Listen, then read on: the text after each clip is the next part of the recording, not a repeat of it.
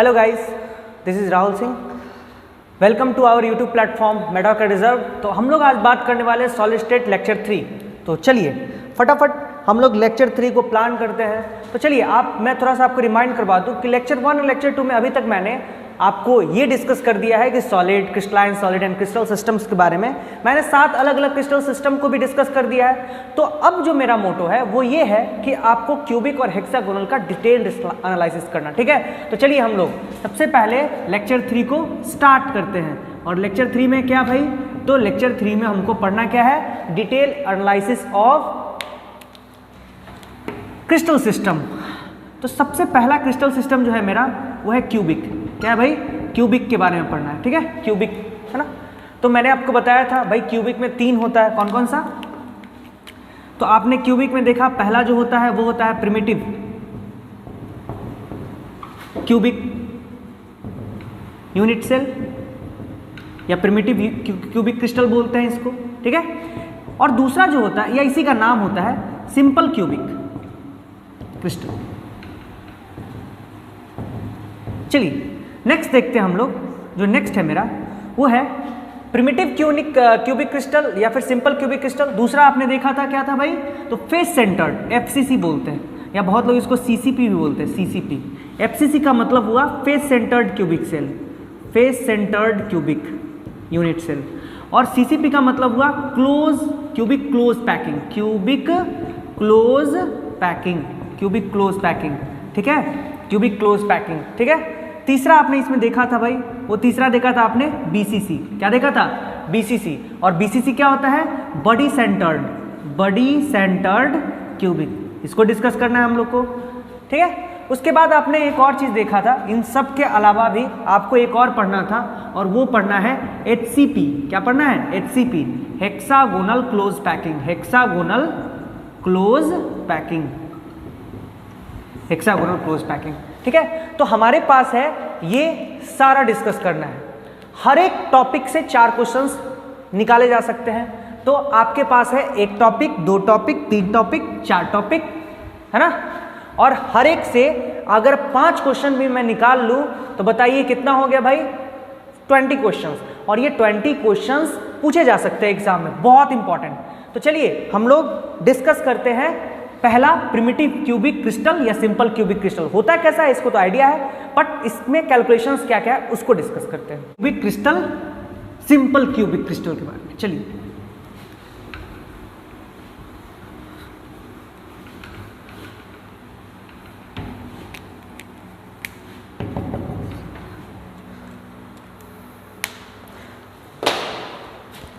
देखिए मैं बना रहा हूं एक क्यूबिक क्रिस्टल अपना। पहले तो सिंपल क्यूबिक क्रिस्टल को समझिए भाई।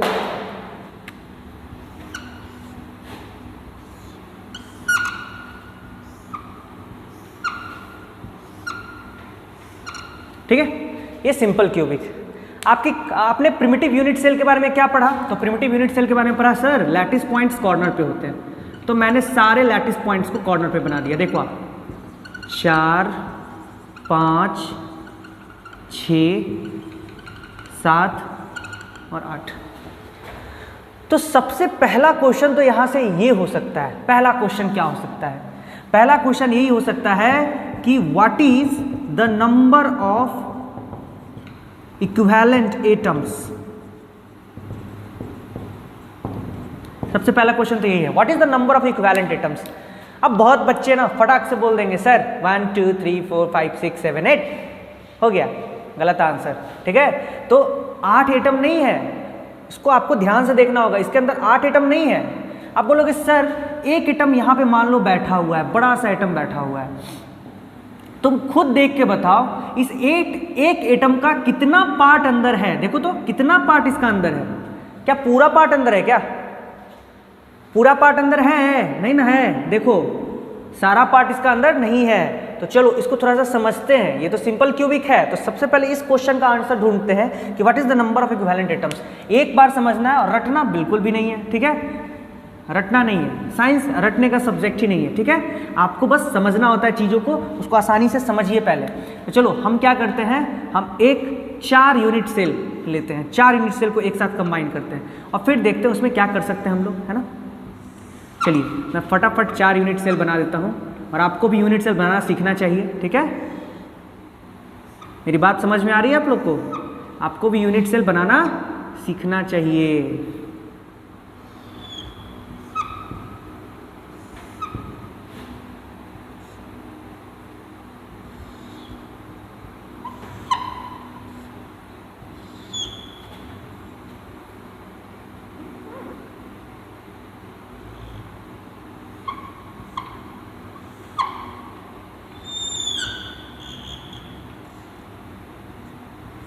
चलिए देखिए, मैंने 4 यूनिट सेल को एक साथ जोड़ दिया। अब देखो तो ध्यान से भाई, मैं एक ये कॉर्नर लेता हूँ, ये कॉर्नर यहाँ पे एक एटम को बैठा दिया मैंने, एक एटम को बैठा दिया। जैसे ये है एक छोटा सा यूनिट सेल, इसके एक कॉर्नर पे मैंने इसको बैठा दिया। अब ध्यान से देखो, ये कितने लोगों में शेयर कर रहा है? एक ये ले रहा है ना, एक वो ले रहा है, एक ये, और एक ऊपर वाला, है ना। इसको 4 लोग शेयर कर रहे हैं, 4 लोग शेयर कर रहे हैं। ध्यान से देखिए थोड़ा सा, इसको 4 लोग शेयर कर रहे हैं, क्या और लोग शेयर करेंगे, ठीक है। तो आप ध्यान से अगर देखो कि अगर ये कॉर्नर पे बैठा हुआ है तो 4 लोग इसको शेयर कर रहे हैं। भाई 4 लोग शेयर कर रहे हैं ऊपर वाला ना, और अंदर ध्यान से देखो इसका पीछे वाला भी तो शेयर कर रहा होगा, है ना। जैसे मैंने एक बिल्डिंग बनाया है और 4 फ्लोर, तो ऑब्वियस सी बात है 4 फ्लोर नीचे बनाएंगे और एक सीलिंग देके 4 फ्लोर ऊपर भी तो बन सकता है। तो अगर मैं यहाँ पे एटम अगर रखूँ तो चारों नीचे वाले को भी दिखेगा और चारों ऊपर वाले को भी दिखेगा ना। तो ऑब्वियस सी बात है ये कॉर्नर वाला एटम कितने लोग शेयर कर रहे हैं? तो 1 2 3 4, नीचे वाला 4 और ऊपर वाला 5 6 7 और 8 लोग शेयर करें। कोई पूछेगा क्यों भाई 8 लोग क्यों? तुम तो 4 ही घर दिखा रहे हो। तो 4 घर भाई बोलोगे कि आगे 4 घर पीछे 4 घर, क्योंकि अगर हम एक दीवार 4 ऐसे बना दें, एक 4 दीवार ऐसे बना दो और वहां पे एक बॉल रख दो, तो चलो चारों नीचे वाला तो देखा ही, और अगर उस सीलिंग बना दे उस दीवार पे, ठीक है ना, तो ऊपर वाला भी तो देखेगा ना। चारों रूम ऊपर भी तो फॉर्म हो सकते हैं, ठीक है। तो इसको 8 लोग शेयर किए, मतलब बेसिकली हमको एक आइडिया मिल गया कि कॉर्नर के एटम्स को कितने लोग शेयर कर सकते हैं भाई? 8 लोग शेयर कर सकते हैं। तो देखो फिर से बनाते हैं रिजल्ट अपना, ठीक है ना, और रिजल्ट बहुत आसान है बनाना, ठीक है। खुद से सोचना है कि कैसे हम लोग कैलकुलेट, सबसे ज़्यादा कैलकुलेटिव पार्ट यही है भाई, ठीक है ना, और इस कैलकुलेशन को आप आसानी से कर सकते हो, ठीक है। अब मान लो यहाँ पे है 1 2 3 4 5 6 7 और 8, ठीक है। अब बताओ मेरे को यहाँ पे कितने लोग इसको शेयर कर रहे हैं? 8 लोग शेयर कर रहे हैं भाई। तो एक एटम को कितने लोग शेयर कर रहे हैं? 8 लोग मिलकर शेयर कर रहे हैं। एक एटम को कितने लोग शेयर कर रहे हैं? 8 लोग मिलकर शेयर कर रहे हैं। मतलब हम लोग बोल सकते हैं ऐसा कि 8 लोग मिलके एक एटम शेयर कर रहे हैं। उल्टा भी तो बोल सकते हैं, ऐसा थोड़ी ना है ना। हम ऐसे भी बोल सकते हैं एक एटम मिलके 8 लोग शेयर कर रहे हैं, तो 8 लोग मिलके एक एटम को शेयर कर रहे हैं। तो भाई एक लोग कितना एटम, क्योंकि एक यूनिट सेल लिया है ना, मैंने यूनिट सेल कितना लिया है? अब मैंने तो 8 यूनिट सेल लिया नहीं है, क्योंकि एक एटम को 8 यूनिट सेल शेयर कर रहा है, तो 8 यूनिट सेल को एक एटम ऐसे भी तो बोल सकते हैं। और हमको काम कितने यूनिट सेल से है, तो हम तो यूनिट सेल एक ही लिए हुए भाई, है ना। हमको इस यूनिट सेल से मतलब है। मैंने आपको क्वेश्चन भी किया कि भाई इस यूनिट सेल में कितना एटम है, तो एक यूनिट सेल में कितना होगा? 1/8 एटम, ठीक है, 1/8 एटम। मतलब सबका वैल्यू, ये भी 1/8 अंदर है, ये भी 1/8 अंदर है, ये भी 1/8 अंदर है, वो ये भी 1/8, ऐसे ही 1/8, ये भी 1/8, ये भी 1/8 और ये भी 1/8 अंदर है। तो मेरे को बताओ ऐसे से 1/8 कितना अंदर हो गया भाई? 8 अंदर हो गया। तो नंबर ऑफ एटम्स कितना हो जाएगा? नंबर ऑफ एटम्स को मैं अगर n से दिखाता हूं तो वो कितना हो जाएगा? 8 × 1/8, 8 से 8 कैंसिल, एक एटम। तो एक्चुअल में इसके अंदर एक ही एटम है, इसका 1/8 भाग इसके अंदर है, इसका 1/8 पार्ट इसके अंदर है। ऐसे ऐसे 8 एटम्स का 1/8 पार्ट अंदर हो गया। तो 8 × 1/8 मल्टीप्लाई करने पे हमको कितना आ जाएगा? एक एटम, इक्विवेलेंट एटम्स आ जाएगा, ठीक है। तो ये हुआ आपका नंबर ऑफ इक्विवेलेंट एटम्स। ये पहला क्वेश्चन था। चलिए दूसरा क्वेश्चन क्या पूछ सकता है? दूसरा क्वेश्चन पूछता है कोऑर्डिनेशन नंबर। एक बार मैं समझाऊंगा, सिंपल क्यूबिक में ही समझाऊंगा, बाद में आपको खुद से बनाना होगा। चलिए देखिए दूसरा जो क्वेश्चन पूछ सकता है वो पूछ सकता है coordination number. Coordination number, coordination number. चलिए ये कोऑर्डिनेशन नंबर, ठीक है। तो कोऑर्डिनेशन नंबर क्या होता है भाई? पहले चीजों को समझिए ना, टर्म को समझिए। कोऑर्डिनेशन नंबर क्या होता है? तो कोऑर्डिनेशन नंबर बोलते हैं नियर बाई एटम्स को, the number of near by atoms और lattice points from a specific atom और ए लैटिस पॉइंट। अब इंग्लिश फारसी तो समझ में आया नहीं होगा, तो चलिए इसको समझते हैं एक बार, ठीक है। ये बोल रहा है कि अगर एक एटम को लो और देखो उसके आसपास सबसे करीब कौन से एटम है ना, तो वो जो होता है कोऑर्डिनेशन नंबर कहलाता है, ठीक है।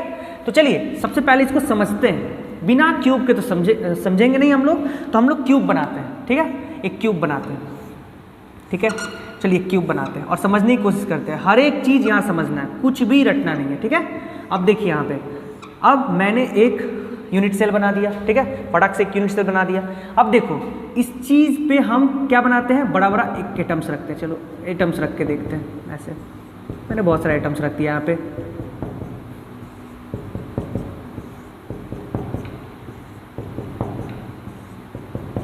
चलिए मैंने बहुत सारे आइटम्स रख दिया यहाँ पे। अब ध्यान से देखो, इस एटम को ही देखो, इस एटम को देखो, ठीक है, इस एटम को देखो ध्यान से। तो इस एटम को देखो तो इसके बगल में एक एटम इधर है ना, एक एटम, दो एटम है ना, फिर कितने, तीन एटम है ना, तीन एटम। चलो तीन एटम तो तुमको दिख गया, और भी एटम्स है वो तुमको नहीं दिखेगा भाई। अगर एक ऊपर जा रहा है तो इसके नीचे वाला क्यूब पे एक एटम होगा ना, एक एटम और जुड़ गया भाई। अगर ये इधर जा रहा है तो इधर भी एक एटम होगा बगल वाले के, और ये इधर जा रहा है तो इसके आगे भी एक एटम होगा, पीछे भी होगा ना। क्योंकि अगर भाई जान लो कि अगर ये मान लो एक्स एक्सिस है ना, ये वाई एक्सिस है और ये जेड एक्सिस है, तो ध्यान से देखो तुम, अगर एक्स एक्सिस है तो निगेटिव एक्सिस भी होगा, तो उधर भी तो क्यूब होगा ना रखा हुआ। तो इसके बगल में दो हो गया, एक्स एक्सिस का दो हो गया, एक पॉजिटिव एक निगेटिव, वाई एक्सिस का दो हो गया, एक पॉजिटिव एक निगेटिव, और जेड एक्सिस का दो हो गया, एक पॉजिटिव एक निगेटिव। समझ में आ रही है मेरी बात? तो आप ध्यान से देखिएगा तो आपको पता चलेगा कि अच्छा सर इसमें क्या हुआ है कि क्यूब है, और क्यूब पे देखो तो ध्यान से देखना कि सर एक इधर एटम और एक ऊपर एटम, वो तो दिख गया। उसी तरह से एक इधर एटम, एक पीछे एटम और एक नीचे एटम होगा ना। इसको कितने लोग शेयर कर रहे हैं, इसको शेयर नहीं सॉरी, इसको कितने लोग नज़दीक में, इसके नज़दीक में वो देखना है। तो एक एटम ये, एक एटम ये, एक एटम ऊपर होगा, एक एटम नीचे होगा, 4, एक एटम इसके पीछे 5 और एक एटम इसके पीछे 6। तो कोऑर्डिनेशन नंबर कितना हो जाएगा बाबू इसका? कोऑर्डिनेशन नंबर जो हो जाएगा, कोऑर्डिनेशन नंबर जो हो जाएगा वो क्या हो जाएगी? 6। Coordination number 6। तो बड़ा आसान सा है, कोऑर्डिनेशन नंबर निकालना तो बहुत आसान है, आपने निकाल लिया फट से। चलिए ये तो सिंपल क्यूबिक का कोऑर्डिनेशन नंबर भी आप सीख, दूसरा क्वेश्चन आपका बन गया। चलिए तीसरा क्वेश्चन देखते हैं। तीसरा क्वेश्चन हम लोग देखते हैं भाई, और वो देखते हैं क्वेश्चन कुछ इस तरह से। तीसरा क्वेश्चन ये है, क्वेश्चन 3 आप देखिए। क्वेश्चन 3 ये है, आपसे पूछेगा कि रिलेशन बिटवीन एज लेंथ मान लीजिए, एज लेंथ को ए में मान लें, and radius of the atom,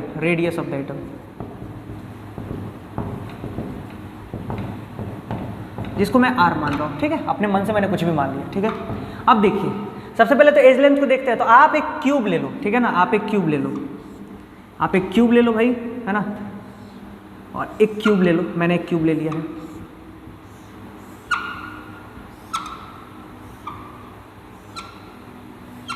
मैंने एक क्यूब ले लिया है, ठीक है, और मैं एक एटम ले रहा हूं, ये एटम। तो एटम का कुछ ना कुछ रेडियस होगा, तो आर को मैं बोल रहा हूं रेडियस ऑफ द एटम, ठीक है। और ये क्यूब है, तो ये जो लेंथ है इसका एज लेंथ होगा ना, आपने बेसिक मैथमेटिक्स में भी पढ़ा होगा 7-8 में, है ना। ये सब इसका एज लेंथ है, ये सब एज लेंथ है इसका, ए सब बराबर होता है, क्यूब में सारा बराबर होता है, आपको पता होगा, ठीक है। चलिए अब देखिए, मैं अगर बोलूं कि सर इसका बताओ वॉल्यूम ऑफ द एटम कितना होगा, तो आप बोलोगे सर ये तो स्फीयर है, और स्फीयर का वॉल्यूम जो होता है, वॉल्यूम ऑफ द एटम जो हो जाएगा सर, वो हो जाएगा 4/3 पाई आर क्यूब। ये हो जाएगा सर 4/3 पाई आर क्यूब, ठीक है। और देखिए मैं बोलूं वॉल्यूम ऑफ द क्यूब कितना हो जाएगा, या वॉल्यूम ऑफ द यूनिट से मैं बोलूं, ये यूनिट सेल है ना, तो volume of the unit cell कितना होगा, तो बोलोगे सर एज लेंथ का क्यूब, क्योंकि साइड का क्यूब होता है ना। ये दो रिजल्ट आप देख लिए यहाँ से, है ना। चलिए ये तो मैंने देख लिया ए और आर का रिलेशन। अब हमको देखना है कि दोनों में रिलेशन क्या है, दोनों में रिलेशन क्या है, तो दोनों का रिलेशन भी देख लेते हैं, है ना, दोनों का रिलेशन भी देख लेते हैं, तो ज़्यादा क्लियरेंस हो जाएगा ना मेरे को। अब चलिए, अब हम लोग क्या करते हैं, relation between edge length a and radius of the atom r देखना है हमको। तो हम क्या करेंगे, एक फिर से क्यूब बनाते हैं, ठीक है ना, और क्यूब बना के उसको समझने की कोशिश करते हैं, ठीक है, ज़्यादा समझ में आएगा आपको। आप ऐसे ही इमेजिन करोगे तो ज़्यादा, without writing study is incomplete, याद रखने का है ना, without writing study is incomplete, आपको लिखना है, ठीक है ना, उससे आप सीखते हो। चलो देखो, मैं यहाँ पे एटम्स रख रहा हूँ, बहुत सारे एटम्स।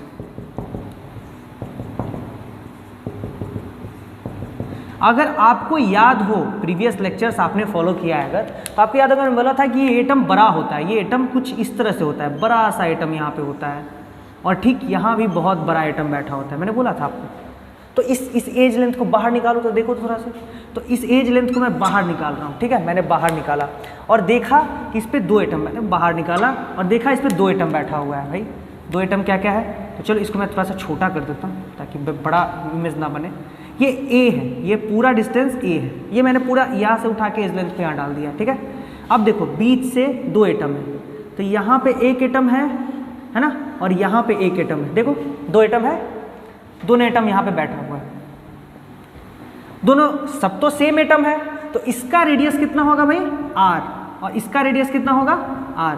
तुम देख रहे हो ये 2r, r प्लस आर अगर कर दे तो a के बराबर है ना, तो हम लोग बोल सकते हैं r plus r is equal to कितना हो गया a, मतलब 2r is equal to a, तो r इज इक्वल टू क्या हो जाएगा a/2।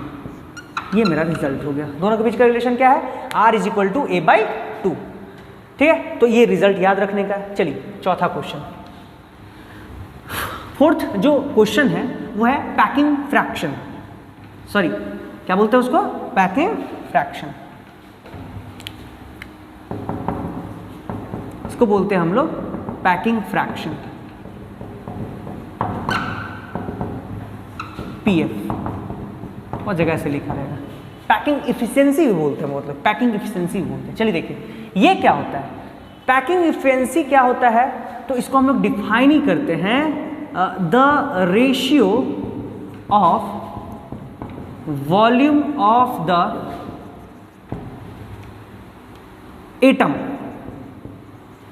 Volume of the atom, equivalent atom, ये इक्विवेलेंट एटम लिखना जरूरी है।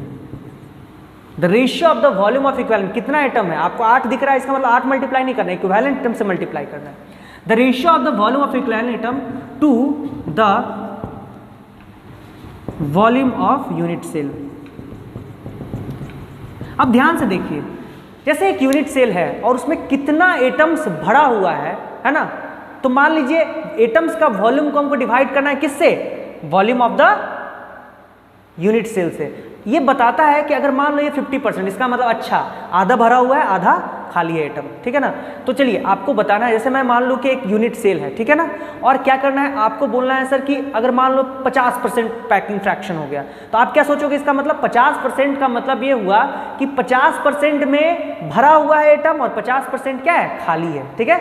अगर मान लो 70% पैकिंग फ्रैक्शन आ गया, इसका मतलब 70% यूनिट सेल में एटम्स भरा हुआ है और 30% क्या है खाली है, ठीक है ना। तो पैकिंग फ्रैक्शन का मतलब यही होता है। तो चलिए इसको मैथमेटिकल फॉर्मेशन करते हैं, ठीक है ना, इसका मैथमेटिकल फॉर्मुलेशन करते हैं तो आपको पता चलेगा कि मैं क्या बोलना चाह रहा हूं। चलिए तो पैकिंग फ्रैक्शन अभी आपने देखा, वो बोला कि कितना एटम है, इक्विवेलेंट एटम बोला था ना, तो n into volume of the atom divided by volume of the unit cell, यही ना होता है। चलिए पैकिंग फ्रैक्शन निकाल लेते हैं भाई। तो चलिए पैकिंग फ्रैक्शन अगर आप निकालोगे तो क्या आएगा आपको, देखो तो P F is equal to क्या आ जाएगा, नंबर ऑफ एटम कितना होता है, एक, number of atom equivalent atom एक होता है सिंपल क्यूबिक के लिए। वॉल्यूम ऑफ द एटम कितना होता है अभी निकाले, 4/3 पाई आर क्यूब होता है, divided by volume of the unit cell कितना होता है वो भी पता है, ए क्यूब होता है। चलो अब 1 इस r की जगह मैं क्या लिख दूँ, a/2 लिख सकता हूँ, ऑब्वियस सी बात है लिख सकता हूँ, क्योंकि आपको पता है sir r equal to a/2 होता है, अभी नहीं निकाले रिलेशन, a/2 लिख दो तो 4/3 पाई a/2 का होल क्यूब, ऐसे कर दिया मैंने, हो गया ना। अब डिवाइडेड बाई ए क्यूब, चलिए फिर से कैलकुलेट करो, तो 4/3 पाई ये क्या हो जाएगा आपका a/8 divided by a cube से ए क्यूब कैंसिल, ये 4 से 2 कैंसिल, ये आ गया π/6, ठीक है, ये क्या आ गया π/6, लगभग ये 52% के आसपास आएगा, आप निकाल के देख लीजिए, लगभग ये 52% के आसपास आएगा, ठीक है, ये 52% के आसपास आएगा। अब देखिए क्या हुआ भाई, आपने पैकिंग इफिशिएंसी निकाल लिया कि 52% इसमें भरा हुआ है एटम और कितना खाली है 48%, तो पांचवा क्वेश्चन जो यहां से आएगा वो कितना आएगा 52%, क्यों 52%, परसेंटेज में निकालने के लिए क्या करते हो तुम, क्या करते हो, ये तो फ्रैक्शन हुआ, π/6 क्या हुआ फ्रैक्शन, बहुत लोग अक्सर 52% कैसे लिया है, तो सर परसेंटेज कैसे निकालते हैं, तो आप क्या करते हो, कोई भी फ्रैक्शन को 100% से मल्टीप्लाई करते हो तो क्या देता है, परसेंटेज देता है, तो मैंने π/6 को 100% से मल्टीप्लाई किया है, तो वो लगभग कितना देगा 52% देगा, तो ये ध्यान रखिएगा, बहुत बच्चों को लगता है सर फ्रैक्शन π/6 आया, परसेंटेज 52%, ठीक है ना। तो जनरली बिहार बोर्ड में क्वेश्चन पूछा जाता है, डायरेक्ट पूछ दे दिया जाएगा, सीबीएसई में पूछा जाएगा, ठीक है ना। अभी तो सीबीएसई से लास्ट ईयर क्वेश्चन नहीं था सॉलिड स्टेट से, सिलेबस से हटा दिया गया है, बट देखिए अब देखिए नेक्स्ट जो है नीट और आईआईटी के लिए बहुत इंपॉर्टेंट है, ठीक है ना, अभी तो उसमें उसके सिलेबस में है, ठीक है।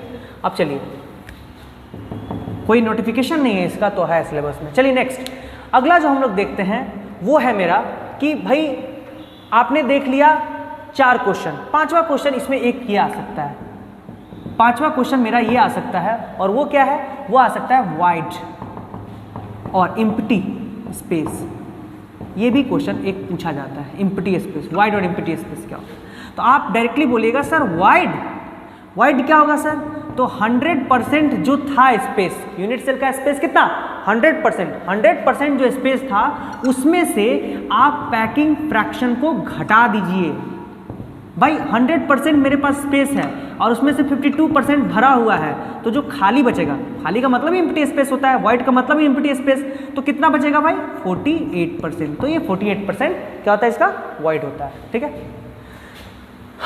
तो आपने इसको देख लिया अच्छे से, तो भाई वाइड क्या होता है, एम्प्टी स्पेस क्या होता है ना, आपने सारा चीज़ ये देख लिया, कवर हो गया आपका।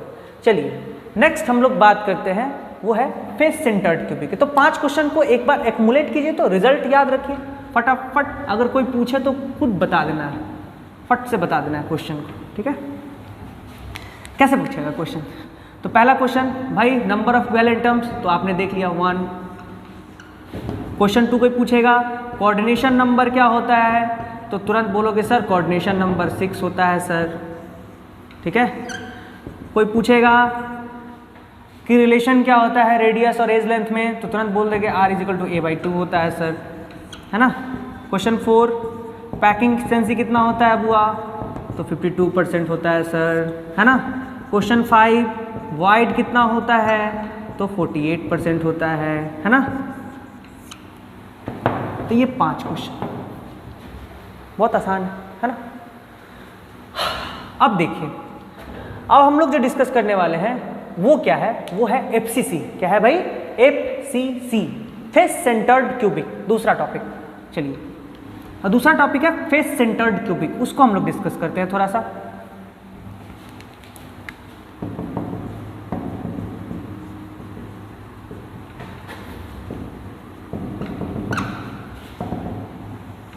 फेस सेंटर्ड क्यूबिक, ठीक है, फेस सेंटर्ड क्यूबिक को डिस्कस करते हैं, जिसको एफसीसी बोलते हो, या बहुत लोग प्यार से इसको सीसीपी भी बोलते हैं। सीसीपी क्यों बोलते हैं प्यार से, वो तो देखा जाएगा, है ना। क्यूबिक क्लोज पैकिंग, वो मैं आपको वाइड्स का एक अलग टॉपिक होगा, वो मैं पढ़ाऊंगा उसमें। क्यूबिक क्लोज पैकिंग क्यों बोलते हैं वो बाद में देखेंगे, बट अभी देखिए फेस सेंटर्ड क्यूबिक का बेसिक यही 5 क्वेश्चन, इसी को मैं सॉल्व करने जा रहा हूँ, ठीक है। आपको देखना है ध्यान से। अब देखिए कि फेस सेंटर्ड क्यूबिक का पहले स्ट्रक्चर बनाते हैं, ठीक है, और स्ट्रक्चर बना के उसको समझने की कोशिश करते हैं, ठीक है।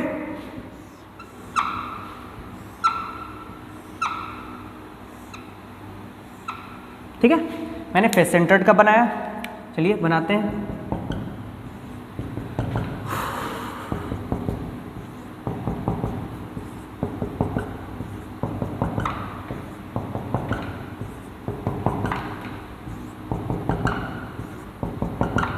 बताओ इस उम्र में तुम लोग हमसे पिक्चर बनवा रहे हो। चलो नेक्स्ट देखो, अब हम क्या करेंगे, हमने सारे फेस सेंटर पे रख दिया, ऊपर नीचे दाएं बाएं आमने सामने, ठीक है। अब देखिए नेक्स्ट हम लोग देखते हैं कि इसका इक्विवेलेंट एटम्स कितना है। क्वेश्चन 1 तो आपसे पहले यही पूछा जाएगा कि नंबर ऑफ इक्विवेलेंट एटम्स ये कितना है, ये n कितना है। चलिए तो हम क्या करेंगे, हम बोलेंगे sir number of equivalent atoms निकालना है सर। तो चलिए इसका तो पता है सर, कॉर्नर पे अगर रखते हैं तो इसका वैल्यू 1/8 होता है, मतलब इसको 8 लोग शेयर करते हैं तो एक घर में कितना जाएगा, 1/8 जाएगा। तो सारा को 1/8 कर दो बाबू। चलो जल्दी जल्दी, चलो देखो ये 1/8, ये 1/8, ये भी 1/8 है ना, सारा कॉर्नर्स 1/8 हो गया। अगर ध्यान से देख रहे हो तो सारा 1/8 हो गया। लेकिन इसका क्या, तो अगर बताओ थोड़ा सा ध्यान से देखो, मान लो तुम्हारे पास घर है, ठीक है ना, और जो लड़का है उनकी गर्लफ्रेंड और जो लड़के हैं उनके बॉयफ्रेंड, एक आमने सामने, एक नीचे रहता है और एक ऊपर रहता है, ठीक है ना। अब दोनों में बात नहीं हो रही है, जियो का नेटवर्क नहीं है, दोनों में बात नहीं हो रही है, तो क्या हो रहा है, दोनों ना अब बात करना चाहते हैं। तो लड़का क्या किया, अपना दिल फट से निकालता है और दीवार में ऐसे लगा देता है, ऐसे करके तोड़ के दिखा देता है दिल, ठीक है ना।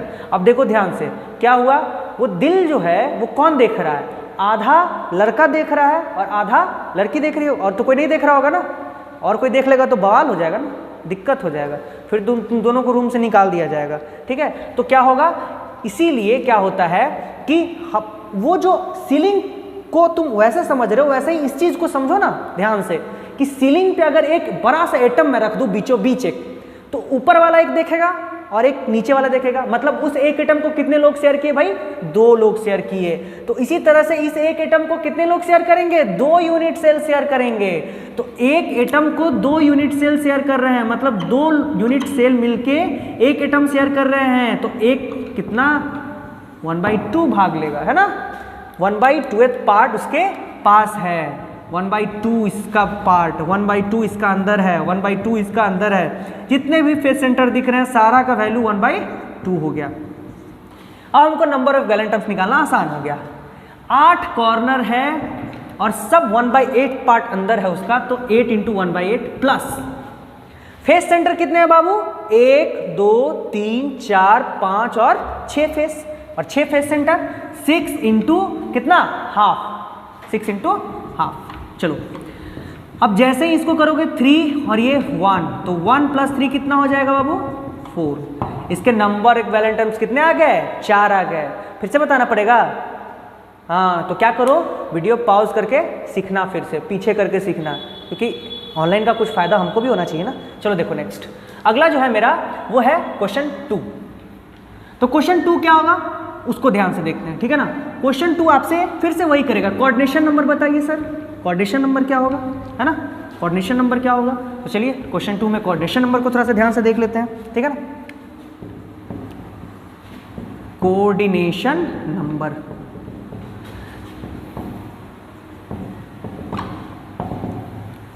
कोऑर्डिनेशन नंबर को थोड़ा सा ध्यान से देख लेते हैं। तो जैसे ही कोऑर्डिनेशन नंबर को अगर आप ध्यान से देखिएगा तो आपको पता चलेगा कि सर थोड़ा सा इसको देखिए, सर थोड़ा सा इसको देखिए ध्यान से, एक क्यूबिक यूनिट सेल को ही देखिए सर, है ना, और आपको समझ में आ जाएगा सर कि मैं क्या बोलना चाह रहा हूँ सर। चलिए देखिए, यहाँ पे एटम, यहाँ पे एटम, यहाँ पे एटम, ऐसे एटम बैठा हुआ है, ठीक है ना, ऐसे एटम बैठा हुआ है, बहुत सारा एटम बैठा हुआ है। चलिए,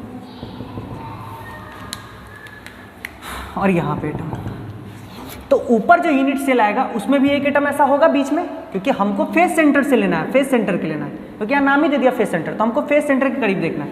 तो इसके करीब 1 2 3 4, नीचे एक यूनिट सेल होगा उसका भी फेस सेंटर होगा, और ऊपर एक यूनिट सेल होगा उसका भी फेस सेंटर होगा बाबू, है ना। कितने हो गए, आप ध्यान से देखिए थोड़ा सा, कि कितने होंगे, आप ध्यान से देखिएगा तो आपको पता चलेगा कितने कोऑर्डिनेशन नंबर होंगे बाबू। तो कोऑर्डिनेशन नंबर अगर देखिएगा आप तो कितने कोऑर्डिनेशन नंबर होंगे, 12 होंगे। कैसे, तो चलिए 12 मैं बताता हूँ वो कैसे होगा 12, ठीक है। तो अगर तुम इसको ध्यान से देखोगे, इसको फेस सेंटर को ही ध्यान से देखो सिर्फ, तो तुमको पता चलेगा क्या। अभी बहुत लोग देखें कि सर अभी तो सर आपने बनाया फेस सेंटर, अभी तो आपने बनाया फेस सेंटर, और आप लोग बहुत लोग क्या किए होंगे, इसको चारों भाग में ऐसे बांट लिए होंगे।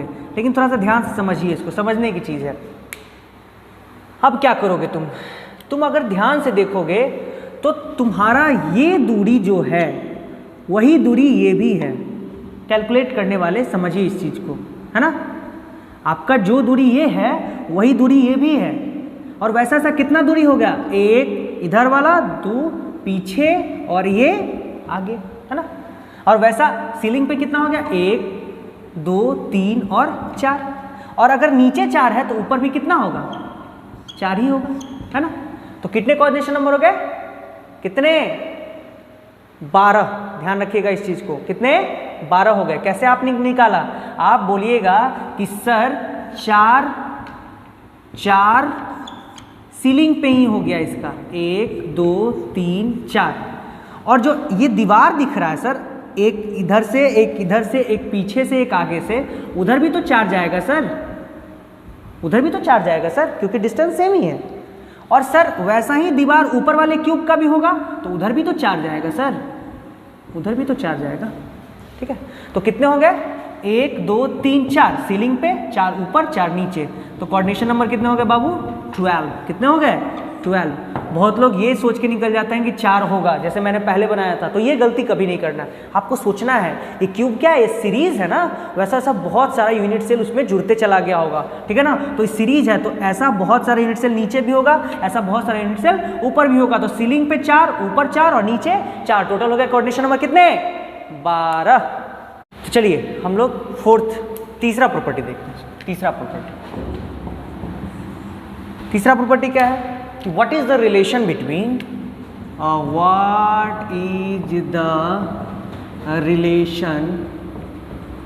between R and A, radius और एज लेंथ में क्या रिलेशन है भाई, एफसीसी के रेडियस और एज लेंथ में क्या रिलेशन, हम लोग ये देखेंगे, ठीक है।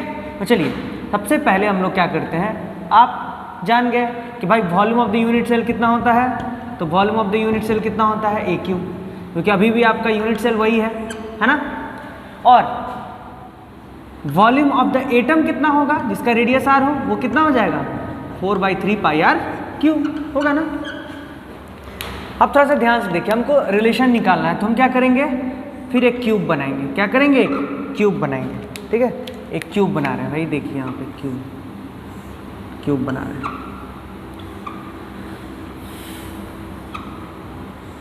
ठीक है। एक क्यूब बना रहे हैं, चलो एक क्यूब बनाया मैंने, ठीक है।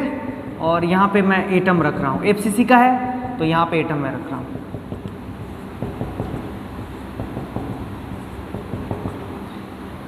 सारे फेस सेंटर पे भी एटम रखिए, ठीक है, सारे फेस सेंटर पे भी एटम रखिए, ठीक है। एक पीछे वाले पे और एक आगे, ठीक है। चलिए अब थोड़ा सा इस लाइन में देखिए, तो इस लाइन में आइए, है ना, इस लाइन में आइए, इस डायगोनल को बाहर निकालिए, इस स्क्वायर के डायगोनल को बाहर निकालिए, ऊपर वाला स्क्वायर के डायगोनल को बाहर निकालिए। तो जब आप बाहर निकालिएगा तो आप क्या देखिएगा, यहाँ पे एक एटम, एक बीच में एटम और एक साइड में एटम, यही ना होगा, 3 एटम बैठा हुआ है ना वहाँ पे, देखो तो ये वाला और ये वाला, ठीक है।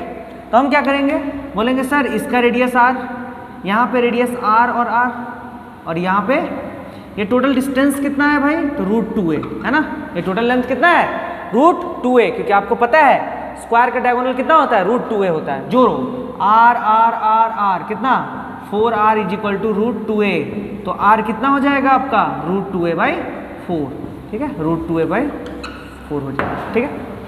चलिए बड़ा आसान सा है, √2a/4। अब हम लोग क्या करते हैं, थोड़ा सा देखिए ध्यान से, ये तो रेडियस का रिलेशन है, इसको याद रखना है आपको। फोर्थ क्वेश्चन मेरा जो है वो है पैकिंग फ्रैक्शन। क्या है, पैकिंग फ्रैक्शन।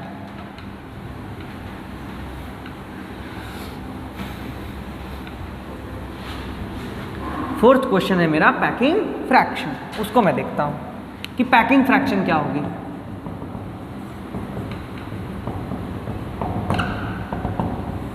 पैकिंग फ्रैक्शन क्या होगी, तो चलिए हम लोग पैकिंग फ्रैक्शन को देखते हैं। या बहुत लोग, मैंने बोला था इसको पैकिंग इफिशिएंसी बोलते हैं, पैकिंग इफिशिएंसी, पैकिंग इफिशिएंसी बोलते हैं, ठीक है। तो बताइए पैकिंग फ्रैक्शन अभी आपको पता है कि number of atoms into volume of atom divided by volume of unit cell होता है ना। तो हम लोग क्या करें, पैकिंग फ्रैक्शन कैसे निकालें, तो फटाक से निकाल सकते हैं। नंबर ऑफ एटम आपको पता है कितना, 4, एकदम याद होना चाहिए, फटाफट याद होना चाहिए, सारा चीज याद होना चाहिए। Packing fraction 4 into volume of the atom 4/3 pi r cube divided by volume of the unit cell a cube. चलिए थोड़ा सा इसको और यूज करते हैं, देखिए तो ये यहाँ से, तो packing fraction is equal to क्या हो जाएगा आपका 4 इंटू 4/3, आर की जगह मैं लिख सकता हूँ, अभी तो आपने पढ़ा कि sir r is equal to √2a/4 होता है, ठीक है। तो मैं रख देता हूँ यहाँ पे √2a/4 का whole cube divided by a cube. चलिए यहाँ से कैलकुलेट करने की कोशिश करते हैं, तो ये हो जाएगा 16π/3 इंटू, यहाँ पे करोगे सॉल्व तो आ जाएगा 2√2a³ इंटू 4 का क्यूब, मतलब 16 इंटू 4। आप कैलकुलेट कीजिएगा, 16 से 16 कैंसिल, 2 से 2 कैंसिल, तो आपका PF कितना आ जाएगा आपका, देखिए ध्यान से, π√2 डिवाइडेड बाई 3 2 जा 6। इसको जब आप कैलकुलेट कीजिएगा 100% से मल्टीप्लाई कर दीजिए इसको परसेंटेज में लाने के लिए, ठीक है ना। तो आप जब कैलकुलेट कीजिएगा इसको तो ये आएगा आपको 74%, ठीक है। तो आपका पैकिंग फ्रैक्शन 74% है। इसका कहने का मतलब ये हुआ कि इसमें 74% एटम्स भरे हुए हैं और खाली कितना जगह है, तो पांचवा क्वेश्चन मेरा वही होगा, है ना, वाइड कितना होगा, ठीक है। तो पांचवा क्वेश्चन है मेरा कि वाइड कितना होगा, वाइड। चलिए देखते हैं हम लोग पांचवा क्वेश्चन, वाइड कितना होगा।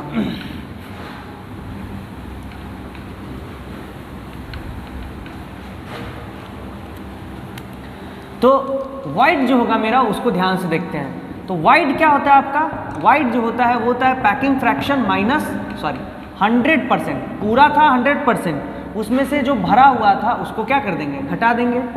तो 100% में से आप कितना घटाओगे, 74% घटाओगे, तो कितना बचेगा आपका 26%। ये वॉइड हो गया, ये वॉइड हो गया, ठीक है, ये वॉइड, ठीक। तो इसमें 5 क्वेश्चन आपका हो गया। चलिए हम लोग कलेक्ट करते हैं, रिजल्ट को कलेक्ट करते हैं अपने।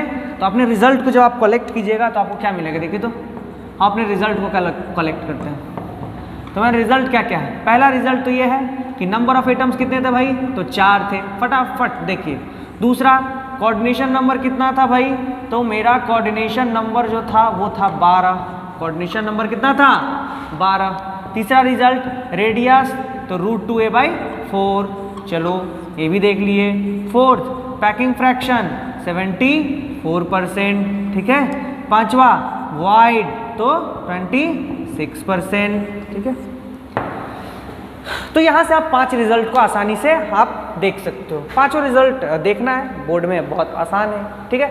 चलिए अब हम लोग बात करते हैं अगला क्या है। तो अगला है मेरा टॉपिक BCC, और इसको बोलते हैं हम लोग body centred cubic, body centred cubic, ठीक है, बॉडी सेंटर्ड क्यूबिक। चलिए भाई पहले तो बॉडी सेंटर्ड क्यूबिक बनाते हैं एक बार। तो जैसे ही आप बॉडी सेंटर्ड क्यूबिक बनाओगे तो आपको क्या पता चलेगा, देखिए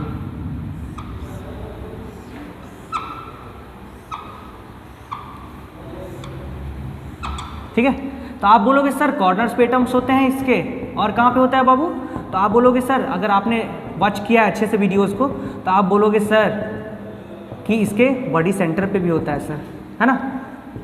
चलिए बॉडी सेंटर पे भी होता है, यही होता है ना स्ट्रक्चर। अब इसको कितने लोग शेयर कर रहे हैं, 1/8, 1/8, 1/8, ये 1/8, इसको 1/8 लोग शेयर कर रहे हैं, ठीक है। लेकिन बताओ इसको कितने लोग देख रहे हैं, तो अभी जो है वो तुम्हारी गर्लफ्रेंड छत के ऊपर नहीं है, है ना, वो क्या है अभी दिल्ली गई हुई है, तो क्या करोगे, ऊपर दिल टांग दोगे नीचे, है ना, अब रूम के बीच में दिल लटक रहा है तो क्या होगा, उसको तुम ही देख पाओगे ना, गर्लफ्रेंड तो नहीं देख पाएगी भाई, है नहीं वो, तो इसको तुम ही देख पा रहे हो, मतलब ये रूम के बीच में है तो इसको एक ही यूनिट सेल शेयर कर रहा है, ठीक है। अब ध्यान से देखिए, इसको एक ही यूनिट सेल शेयर कर रहा है तो इसका मतलब इसका वैल्यू पूरा का पूरा 1 है, ठीक है। तो क्वेश्चन 1 क्या होगा मेरा, फिर से वही नंबर ऑफ एटम्स बताइए, इक्विवेलेंट एटम्स, तो आप बोलिएगा सर 8 कॉर्नर इंटू 1/8 प्लस कितना बॉडी सेंटर सर 1, तो 1 इंटू 1, ये कट गया तो कितना हो गया 1 + 1 दैट इज 2, ठीक है। तो नंबर ऑफ इक्विवेलेंट एटम्स निकल गया आपका, ठीक है। दूसरा क्वेश्चन देखते हैं, फटाफट इसको खत्म करते हैं, ठीक है।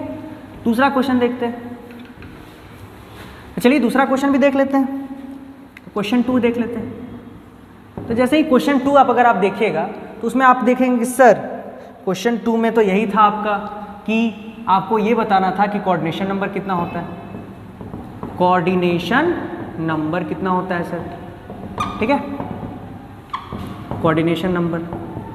तो चलिए हम फिर से एक बार बनाते हैं, उसको समझने की कोशिश करते हैं, और वैसे आसान भी है वो, बहुत आसान कोऑर्डिनेशन नंबर निकालना। अब मान लीजिए तुम्हारा बीच में एक एटम रखा हुआ है और सारे कॉर्नर्स पे भी है, फटाफट बना लीजिए।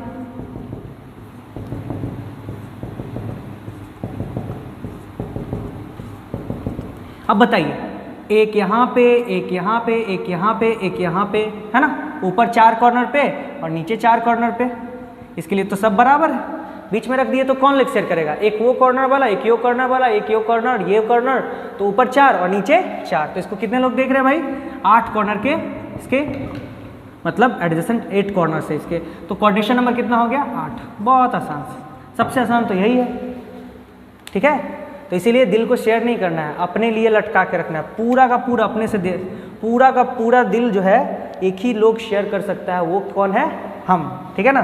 तो वो क्या है, अपना दिल को अपने से शेयर करो सिर्फ, ठीक है ना, किसी से शेयर नहीं करना है, दुख नहीं होता है, दुख इसलिए नहीं होता है, देखो क्वेश्चन बनाने में आसानी से बन गया, कोई दुख नहीं हुआ, ठीक है। चलो नेक्स्ट हम लोग बात करते हैं, वो क्या है, तीसरा क्वेश्चन। चलिए तो हम लोग नेक्स्ट जो देख रहे हैं, हम लोग देख रहे हैं question 3, relation between R and A, दोनों में क्या दिक्कत है ना, relation between R and A में क्या रिलेशन। तो अभी मेरा वॉल्यूम ऑफ यूनिट सेल जो है वो क्या है आपका AQ ही है ना, और स्फीयर की बात हो रही है तो मेरा वॉल्यूम ऑफ एटम अभी भी क्या है 4/3 πr³ है ना, 4/3 πr³, ठीक है। और अगर मैं बात करूं रेडियस के रिलेशन की तो मैं फटाफट एक बनाऊंगा BCC, ठीक है ना, BCC लैटिस।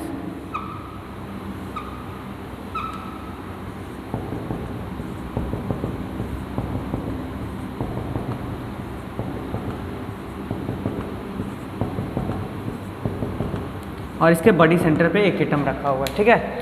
अब ध्यान से देखिए इसको, इस डायगोनल को मिलाइए तो इससे, तो ये एटम को क्रॉस करते हुए जा रहा है, तो यहाँ पे कितने एटम्स, 3 एटम्स, 1 2 और 3, तो इस डायगोनल को बाहर निकालिए फटाफट। जैसे ही बाहर निकालेगा तो एक एटम यहाँ पे, बीच में एक एटम और एक एटम नीचे, ध्यान से देखिए। अब बताइए क्यूब के डायगोनल का लेंथ कितना होता है, तो √3a होता है, कितना होता है √3a, तो मैंने √3a लिखा, मैं यहाँ पे भी √3a लिखता हूँ, ये रेडियस R, यहाँ R, ये R और ये R, ठीक है। तो बताइए ये चारों R मिलके 4R इज इक्वल टू क्या हो जाएगी आपकी √3a, तो R इज इक्वल टू क्या हो जाएगा √3a/4, ये तो पहला रिजल्ट हुआ मेरा, ये तो पहला रिजल्ट, ठीक है। चलिए चौथा क्वेश्चन क्या पूछ सकता है मेरे से, तो भाई फोर्थ क्वेश्चन भी देख लेते हैं, है ना, फोर्थ क्वेश्चन भी देख लेते हैं। तो fourth question as usual packing fraction, क्या होगा मेरा fourth question, packing fraction. Fourth question जो होगा उसका होगा मेरा पैकिंग फ्रैक्शन, और इसको बोलते हैं पैकिंग इफिशिएंसी।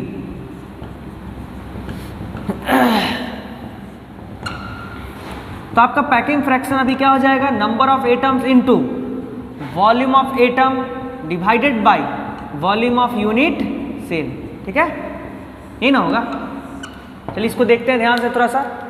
तो आपका पैकिंग फ्रैक्शन क्या हो गया, यहाँ से निकालिए।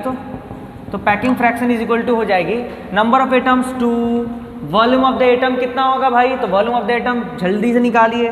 तो वॉल्यूम ऑफ द एटम निकालने के लिए आप क्या कीजिएगा, 4/3 पाई आर क्यूब रखिएगा divided by volume of the unit cell a cube. ठीक है, चलिए 2 × 4/3 को ऐसे ही छोड़ देते हैं। पाई आर की जगह क्या लिख सकते हैं, तो आर की जगह क्या लिख सकते हैं, √3a/4 लिख सकते हैं ना, अभी तो रिलेशन निकाले। तो आर की जगह रख दो √3a/4 का whole cube divided by a cube. अब और कैलकुलेट करो इसको। तो जैसे ही आप पैकिंग फ्रैक्शन को कैलकुलेट करोगे तो क्या होगा यहाँ पे 8 पाई √3 का होल क्यूब क्या हो जाएगा 3√3a cube divided by 12a cube. ये कटा इससे, है ना, ये 4 जा और ये 2 जा। ठीक है, ये ना होगा, आप ध्यान से देख लीजिए।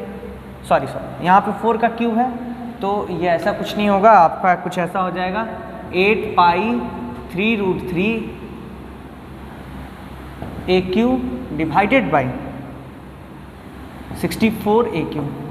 चलिए इससे कटा 8 जा कटा, ठीक है ना, तो ये आ जाएगा आपका 3√3 पाई डिवाइडेड बाई 8। और जब आप इसको सॉल्व कीजिएगा तो ये आ जाएगा आपका कितना 68%। क्या आ जाएगा 68%। मैं 100% से मल्टीप्लाई करके मेरे को परसेंटेज में चाहिए, ठीक है ना, तो 68%। तो आपको पता चलेगा कि पैकिंग फ्रैक्शन कितना है 68%। तो क्वेश्चन 5 बताइए क्या होगा। मेरा 5वां क्वेश्चन तो यही ना है कि भाई वॉइड कितना होगा, क्या वॉइड कितना होगा, खाली जगह कितना है। अगर भरा हुआ 68% है तो खाली जगह कितना है भाई, तो हम क्या करेंगे 100% में से 68% को घटा देंगे, ठीक है ना। तो 100% में से 68% को जैसे ही घटाओगे तो क्या हो जाएगा, तो बताओ। जैसे ही वाइड इज इक्वल टू आप लिखोगे 100% minus PF is equal to 100% minus 68%, और जैसे ही घटाओगे आ जाएगा 32%। ये मेरा वाइड हो गया। तो चलिए हम एक बार रिजल्ट को फिर से कलेक्ट करते हैं BCC के लिए। तो मेरे 5 रिजल्ट्स आपके सामने हैं और वो क्या क्या है भाई, तो वो देख लेते हैं हम लोग। तो पहला रिजल्ट ये देखिए कि नंबर ऑफ एटम्स आपने निकाला वो कितना था भाई 2। दूसरा कोऑर्डिनेशन नंबर कितना था 8।